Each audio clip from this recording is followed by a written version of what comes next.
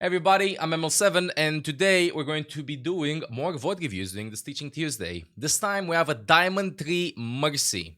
Key moment number 1. My tank was solo pushing objective while my Baptiste was getting focused by the Farah. Okay. I'm curious if I should have stayed with my BUP like I did, or if I should have gone with my tank and maybe rest my BUP afterwards. I did try and rest our tank after he died. Either way, we won the team fight, just not sure what the best way to approach this fight was. Okay.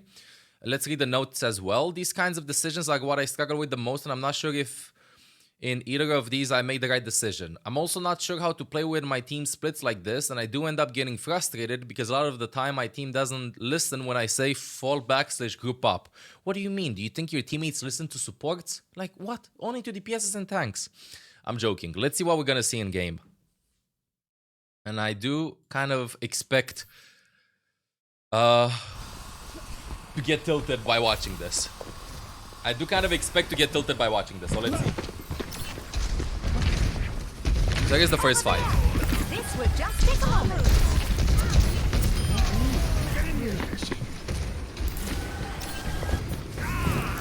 Nice to be the patient for a change. Enhancing your strength. The objective is now. Singing at the angels now. Oh, whoa. Okay, the moves. Nice, taking the duel. Did you get a kill? Were you Oh! expecting a remedy? Girl bossed. Let me see what I can do. Nail keg. Okay. There's one. Was this the fight until the end? Until 6:24. Okay, I see. So, hear me out. First things first. 80% to 90% of the team fight, you played it really well. You respected your job overall. You had the understanding of what you should do, you were doing it, and then a lot of factors changed, so right now you're starting to doubt yourself. But hear me out. First things first. Your tank going there and dying, it's not on you, it's not your job. If your Ramatra walks into 3 or 4 enemies and you have a good damage boost target in the back and you have Ana, Baptiste, or Kiriko, then, or even Moira, then one of these 4 heroes should focus on pocketing your tank and making sure that they're full HP.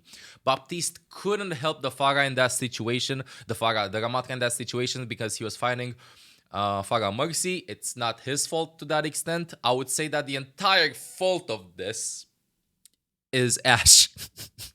And I'm gonna tell you why. Because if, let's say, you say that your team doesn't listen to your calls with go back, fall back, and stuff like that, and you are making calls, then maybe try to change the calls from them being reactive calls to proactive calls. So, for example, let's say you use voice chat at the beginning, or voice chat, or like you don't use voice chat, but you use like in-game radio commands, like fall back, go back, and your teammates don't listen. Maybe type like, let's get high ground. I'm not saying to say in voice chat. But maybe like in this situation, if you're playing with Ashe and she's going main, maybe you can type really fast or out of spawn and the Ashe can just stay over here on top. And then this entire team fight would have been different. This isn't on you, by the way. Because in this case, Ashe would like shoot Farah Mercy. Baptiste, you would also be kind of safe here. And Baptiste would be able to heal up the Ramatra that's rushing to point. So, your job is, you're doing well. It's not your fault. But this doesn't mean that you cannot optimize your plan. This is why I said only 80% of the team fight was properly done. Why? Because let's see. So first things first, we don't know their team comp. We know their team comp 15 seconds in. We hear a Lucio though. We hear a Hog. You realize there's a Hog. We hear a Farah. We scout. We ping. All good. This would just Nice take a move. moment.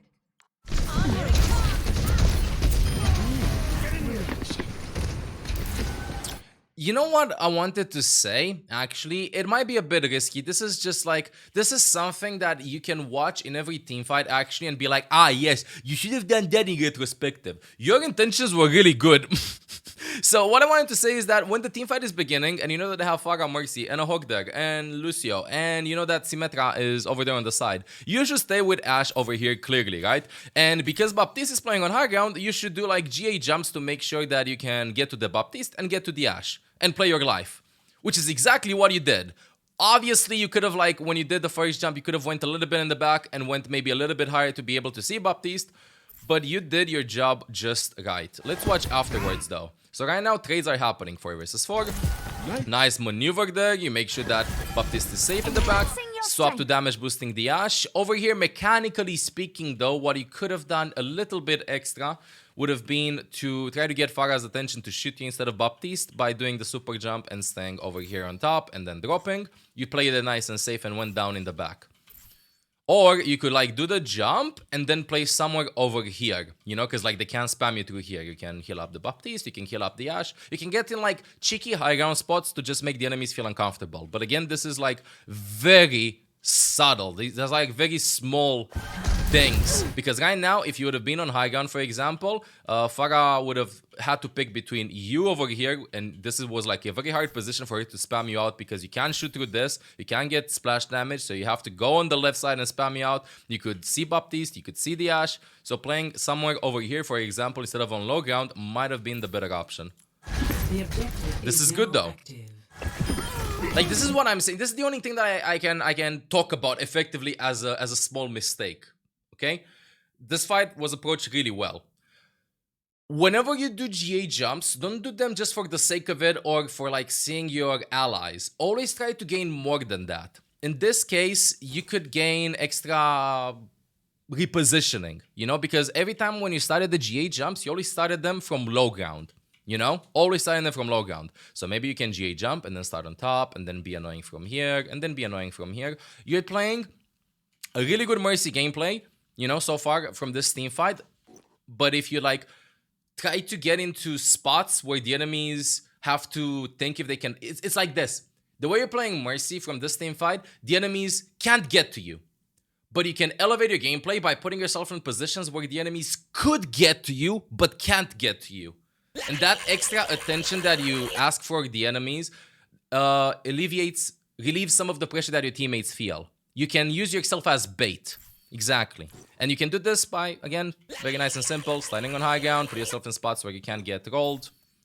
But still the enemies might think that they can get to you.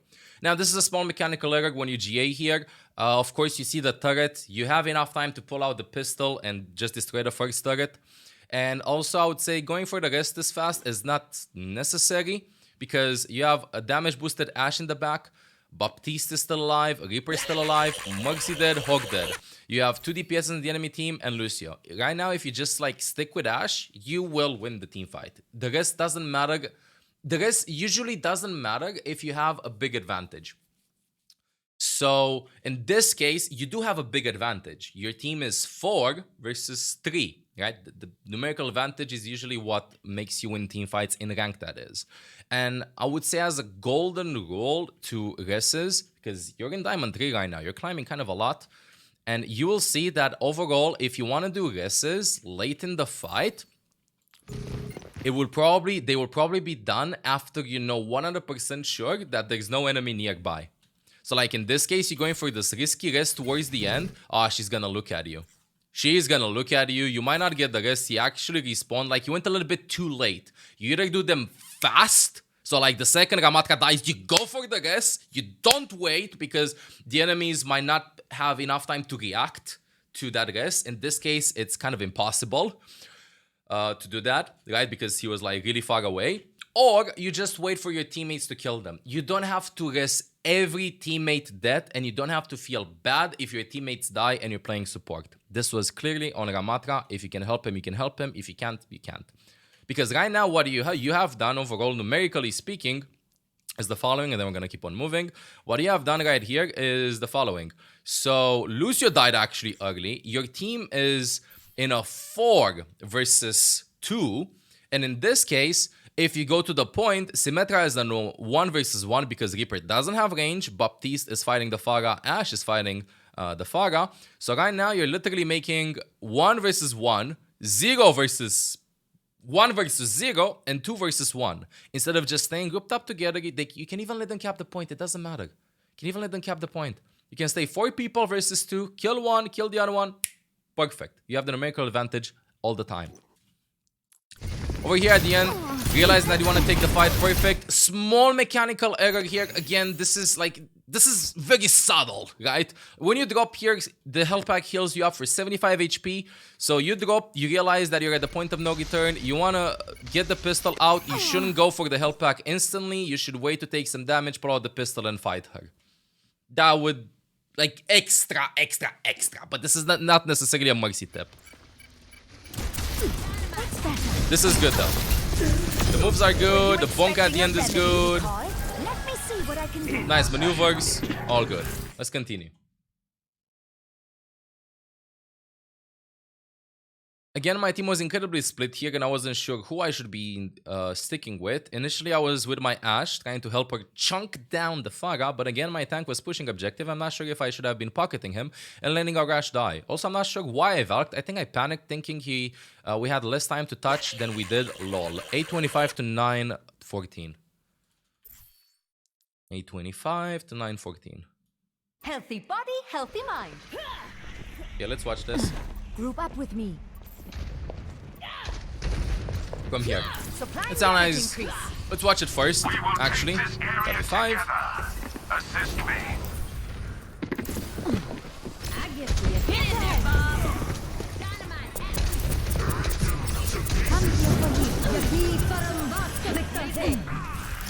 We're outnumbered. Careful. Hey, we'll put the wall there. I'm so scared. Enemy over here. I'm so scared. The online. Okay. Checking in. Heroes never die. There's much for you to do. You're going to come with me. I'm so Okay. I can definitely see the tilt here. You said that at this point in the game, you had also been yelled at in voice chat and was tilted. Hear me out. I suggest if you're having bad experiences with voice chat, you can just mute everybody and you can mute text chat as well. One of the easiest way to approach online gaming is to think that your teammates are bots and that the enemies are bots. Because you can't be friends with everybody, and sometimes people are just being meanies for no reason on the internet, you know? So in this case, why do you think that sometimes, like, when I start playing new games and stuff, I play with voice chat on low, right? It's because, like, sometimes they say TOS things when I play Apex, like against TOS things and stuff. You're not obliged to listen to everybody in your rank games and stuff if you're not feeling comfortable while doing so. So, like, for example, right now, if they start blaming you and stuff and you don't want to play with voice chat for the next couple of games, it's okay. You don't have somebody knocking at the door and being at you. Yo, you didn't play with voice chat. You're a bad teammate. Okay, perfect. Did you do every communication? Did you talk without sarcasm in your voice or without being ironical? Did we all get along? No, we didn't, because it's random every game almost. So the expectation of having, like, synergy with 5 strangers for like 10, 20 games a day or whatever how many games you have is unrealistical. You might have good games, you might have bad games. This is why playing with friends and stacking is more fun than playing the games solo. But this isn't the point of this. The point is that we want to watch the gameplay. We want to watch the gameplay now, and let's analyze the decisions a little bit. So the fight starts from over here, right? Number 1. This is enough time. At 51%, you have time for 2 fights. You lose one, you're gonna be 80, 90% maximum when you touch the other one. Now, whenever things like these happen, I like to see bird's eye view and realize where the enemies and where the allies are before the fight begins. So whatever, scuff fight, I'm dead, right? And now I press tab, and I know that Symmetra, that everybody respawned from the enemies. Mercy and Sim died, and they're gonna respawn soon. 3 enemies on point. We are all respawned with Baptiste and Ramatra in front. Ashe respawned, but Reaper just died. So Reaper is not gonna be in the team fight. So I walk back, whatever. I stay with Ashe. You don't have one thing I want to say here. You don't have to damage boost Ashe from spawn, because right now you're not gonna do that much with her. You can just walk in front. You don't have to wait for her. Just walk in front. Maybe you can pull the pistol out a little bit. Nice damage boost. Your goal is to get there as fast as possible. Ramatra does that. At this point, I would have personally valked. Your Ramatra being here is a big problem. This isn't on you. Your Ramatra just respawning and pressing W and being like, where are my supports? Why am I getting healed? This game sucks, whatever. This is on him. I'm sorry. This is an avoid. This is 100% an avoid. If you got flamed by a Ram, just avoid. Like, seriously. An avoid. He should wait for everybody to regroup, and that's it. It's not because he can't take the fight, but you have to understand that you have to wait for everybody to be in. So don't feel bad if you're losing because your Ramatra does that. But that doesn't excuse the fact that at this moment in time, you had Valkyrie. He goes in Nemesis form, which means that he can block a lot. You fly up, you realize nobody's here, you have your GA available. If you pop your GA and you go and heal up Ramatra, you might win the team fight. Especially considering he had his ultimate up. Not to mention the fact that Mercy and Symmetra were coming back into the team fight as well. So right now, yes, you can definitely pop the Valkyrie, go and heal up Ramatra. And you should be fine. You heal up Ramatra, he's not gonna be that low. Then you heal up Baptiste. If Bap dies, you can still heal Ramatra and he's gonna pop his ultimate. He doesn't pop his ultimate because he's low HP. It's like, at this point, it's the same issue that we've seen in the first fight. As in, you're trying to do your best with what your teammates can do to the enemies. Instead of you trying to do stuff to the enemies and you being annoying. Because right now, if you would have popped Valkyrie, the enemies would have been like, oh, Mercy. But right now, nobody is calling Mercy. You want to be, you know how you need to feel? You need to be so annoying so that when they go to sleep, they think of you. When they wake up, they think of you. When they're commuting to work or to school, they think about the Mercy from yesterday that they couldn't kill. That's what you need to do. You understand? Because you're playing a really good Mercy. If you have really good teammates. Okay? This is like why playing with teams or tournament gameplay is different than ranked. But sometimes in ranked, when you have a Ramatra frontlining and just screaming at you for no reason when he's just... No, let's see inside his head. Nothing. No thoughts, nothing. Empty. Then, of course, you have to be creative. This is why a lot of people don't enjoy playing ranked. But it's all about like the creativeness that you can have. Okay? So in this case, your Ramatra is like baby raging. Wait, okay, fine, dude. You know how you need to be? You need to be like, okay, so he's doing that. What can I do to him? Can I heal him mid-fight? Because, no, Baptiste should do that. Fuck off, not my job. Can I heal up the Ashe? Yes, Ashe good. But I have Valkyrie. If I have Valkyrie, can I heal up everybody and the enemies can't kill me because they don't have snipers? It's hard for the enemies to kill me?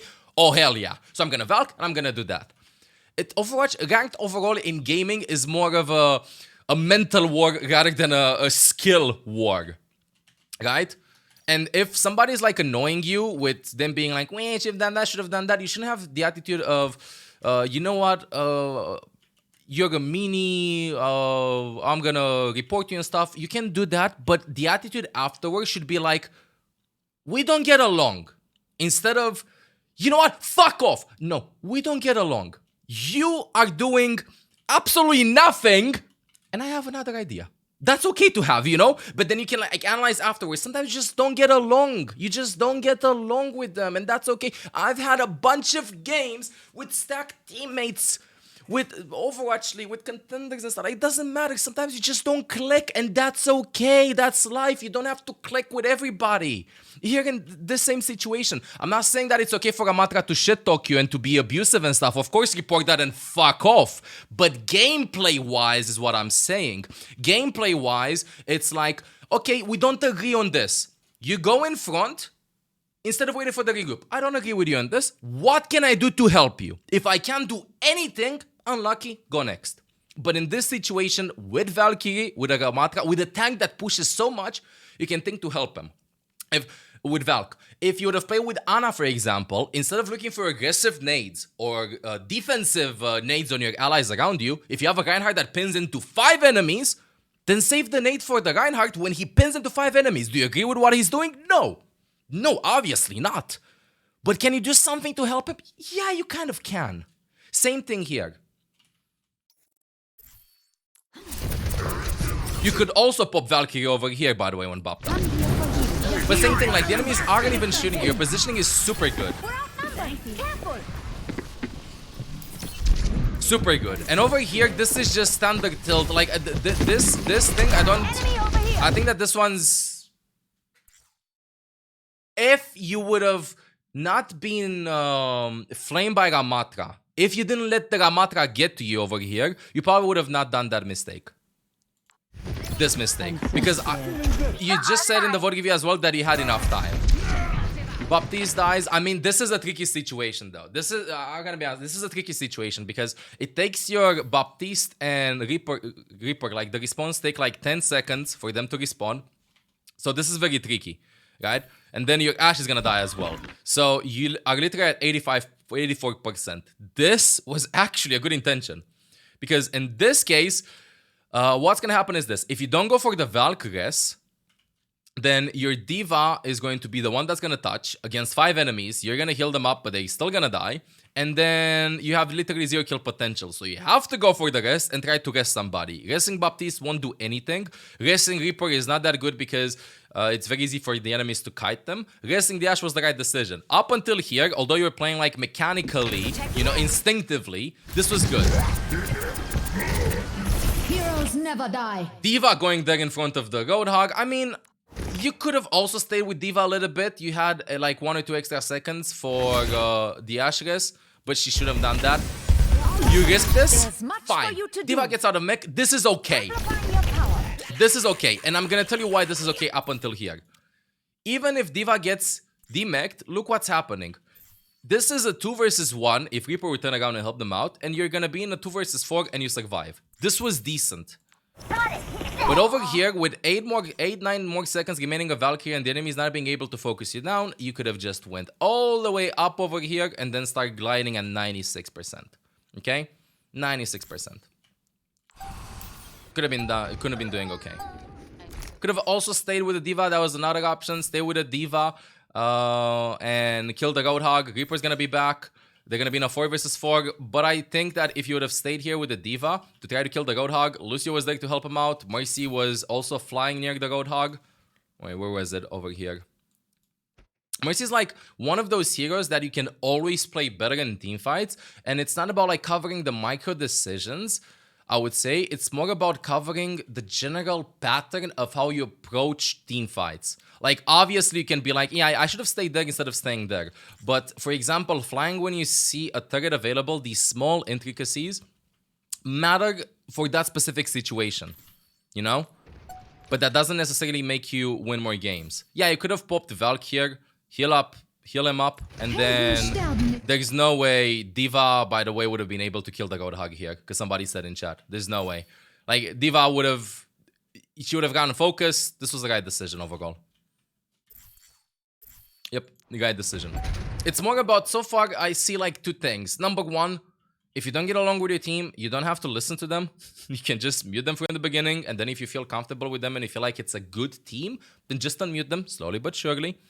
Number 2, don't feel bad if you do your job and your team isn't doing their job. You're trying to do the best you can. Number 3, if they're making mistakes, try and think what abilities you have in your kit to cover for them. Usually that's Valkyrie. So if your tank is overextending a lot, then you can just farm your Valkyrie. And when you see your tank pressing W, don't be afraid to press your GA as much as possible. But number 4, which is going to be the most important one, I want to give you one more fight. Number 4, which is going to be the most important one, is you should make sure that the enemy looks at you and is aware of your presence, rather than you just surviving, you know? You're playing like the way you're playing is like you're playing with the best players in the world, and you're playing in Diamond. I just want to see this first team fight. You have Lucio in your team, so no way to speed boost. Nice pinging, that's what I wanted to talk about. I'm here to support. Boosting you for rehab. Get them off. Good, getting in cover here. That's what I wanted to talk about as well. Okay, you fly, getting covered. They have Cassidy. Palap trying to get to her. I watch over here. I can fix that. I feel like in Farah Mercy though, you should almost never stay on the ground. Almost always look for like places to sneak to. You can sneak over here. You can sneak over here. You can go over here. Like always, you're not GA. Like when you're GAing, you jump up, You know who you want to heal / damage boost. You know who you want to ping, but you also got to think, can I get a positioning advantage out of this? And if you can find the answer to that question fast, then go for it. Rather than just like flying, healing them up, and trying to look for something. Like right now, for example, you're like straight in the open. And I can see that you're thinking what you should be doing, and you get a direct hit. So right now you're down, she goes up, and now you're pre-planning your pathing. Does that make sense? You're pre-planning, even if it's just like a small plan. Like, I'm gonna fly, but I'm not gonna jump here in front of them. Because I want cover, even though you're playing Mercy. I'm gonna fly, and then maybe I'm gonna jump over here. Or maybe I'm gonna fly, and then I'm gonna go over here. Like a pre-plan. A plan. Right now you jump. Look, right in the open against Cassidy, against Roadhog. He can get a hook on you. Maybe it's gonna be tricky. Cassidy can shoot you. Especially right now with the new GA cooldown. With the increased GA cooldown, you have to plan your GAs a little bit. You can't just like spam them non-stop. The fact that they go up is a good thing, you know? The fact that they go up is a good thing. But right now, like, you're thinking, and you can't even get to the Farah. Mind the gap. Now you go in the back. 2 shots. You could have died there.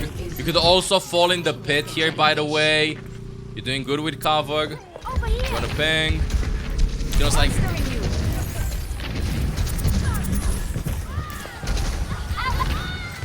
And then you just leave the Farah. Okay, I'm gonna try to explain this super fast, okay? Super fast, and then we're gonna go in a vote review. Let's watch this. So first things first, numerical advantage. Lucio's dead, you're the only support alive. Tracer can get health packs. Ball can roll to health packs in case he's low. Farah, in case she gets damaged, can't get any help. We have Roadhog, Lucio, and Farah. We always press tab to see who's alive, especially when we're playing Mercy in this case, because we're usually gonna stay in the sky and try to ping them as much as possible.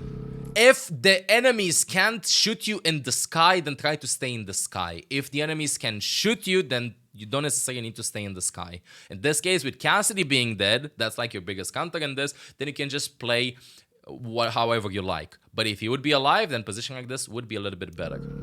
Now hear me out. Ball going in and taking damage and dying and expecting heals is not on you. He needs to go and get health back. He shouldn't die. You get a point, you're 4 versus 3, no reason to pressure the advantage. In this case, you should just stay with the Farah. Ball is fine. Tracer is fine as well. Because right now, Farah gets like just clapped. And I know it's hard as a support to like just think like just fly to the Tracer and then start pocketing the Farah. Because like from that direct, she takes 2 direct hits, you know, but she might have approached the duel a little bit different. So like for me, what would happen is this. I play the game, I play the team fight. Teach us senpai. Let's watch this. Smile. And then I'm gonna go and vote give you. I played this. Okay, I take damage. Cassidy is dead. Oh, Pagdi! I can do whatever I want. Cassidy is dead. I can do whatever I want. Oh! In the high ground, everything. Oh, wait a second. Why am I playing so defensive? Why am I so scared? You know what I mean? Like, if your biggest counter is dead, who can do stuff to you? Nobody. So just take it. It's yours to take. It's free real estate. Just stay over here like nothing can happen to you. It's like, you're really good at knowing your job and I'm playing really safe, you know? But sometimes it's more like, I really want to do this. I really want to do this, but I can't. I really want to do this, but I can't. I really want to do this. I really want to fly up, but Cassidy counters me and stuff. But I want to do this, but Cassidy is dead. I can do this. And then you do it. You know, like, if the enemies let you do it, then why not take it? If you play defensively, that's exactly what I want. Because right now, if you're staying over here in the open, who knows? Maybe Roadhog's gonna try a hook and you're staying us out of max hook range. Maybe Farah's gonna try to shoot you instead of your Farah. You can do like a bunch of things to just get the enemy's attention. This being said, let's go in Olaf review. Okay, oh my god, it's 1:50. Okay, aim, positioning, cooldowns, decision making. I think I'm gonna go really fast with this. Edit data. I'm gonna go with aim 5. There's no need to aim 5. Yeah, no need. Positioning is pretty good. I'll give you that. Actually, cooldown management. You know what? Let's just do it like this. This is going to be 5. This is going to be decision making is going to be 50. This is going to be position is going to be 25. And this is going to be 20. Let's go really fast through all of them. So, number one thing, okay? Number one thing. You can't save everybody. But with Valkyrie, you kind of can. So if your allies are feeding nonstop and you have Valkyrie, try to invest Valkyrie to help them out. Number two, when you GA, try to have a mini plan as in what you want to do. I know that the GA nerf hit people hard and is pretty hard to get adjusted to, especially if you've been playing a bunch of Mercy, but this doesn't excuse the fact that sometimes GAing in the middle of everybody isn't the right thing to do. GA as in Guardian Angel. Okay? Number three, your positioning is kind of flawless if you have good teammates. If you don't have good teammates and you're not playing at the highest level possible, then the enemies will completely ignore you. And if the enemies completely ignore you, then they will focus your team. So you have to be tasty. Be the bait. Make them think of you at night. No, not this part. Make them think of you after the game. What I mean by this is instead of playing super defensive, try to make the enemies shoot you. This can be done in multiple ways. This can be done by flying and just spiting them by pulling out your pistol and shooting them mid-fight when you don't need to heal or damage boost. This can be you GAing and getting onto high ground, like a better position. This can be even the enemy seeing you a little bit more in the team fight. Especially, number four, recognize your hardest counters, and if they are dead, then pressure. Okay? Pressure as in go more aggressive. You know, like instead of Cassidy's dead, so I can stay in there and do whatever I want. If it's free release state, take it. If it's free release state, take it. And number five, don't be afraid to mute teammates. You can get to rank 1 without even talking in voice chat or writing in text chat. You can get to rank 1, no problem. Can it help you? Yes. Would you want to have good teammates every time that you want to communicate with? Yes. But sometimes are people assholes? Oh, hell yes. So if you feel like you don't want to, then no problem. No problem. It's okay. As long, especially right now with the ping system, usually pings are sufficient to clear a lot of things out. So don't add extra stress. It's a game. You want to have fun. If somebody's being abusive in chat and stuff and they're trying to flame you and they're flaming you, then report them, mute them, block them, avoid, go next and farm their ass. Don't doubt yourself. You have different views of how to approach the team fight, different views of how to approach the game, and that's okay. You can't agree on everything together. You can't disagree on everything as well. Maybe they just had a bad day and that's why they're acting like that, but that doesn't excuse that behavior. So at the end of the day, you're here to have fun, you're here to win, but you're the one playing, so you should do the most that you can to get a good experience out of your gaming session. As being said, keep up the climb. You can get to Masters pretty easily. 4 months, let's go. And the biggest tip before we finish here and I say smash the subscribe button is literally this one. I'm not joking. 2 words. Be tasty. Just be tasty. That's it.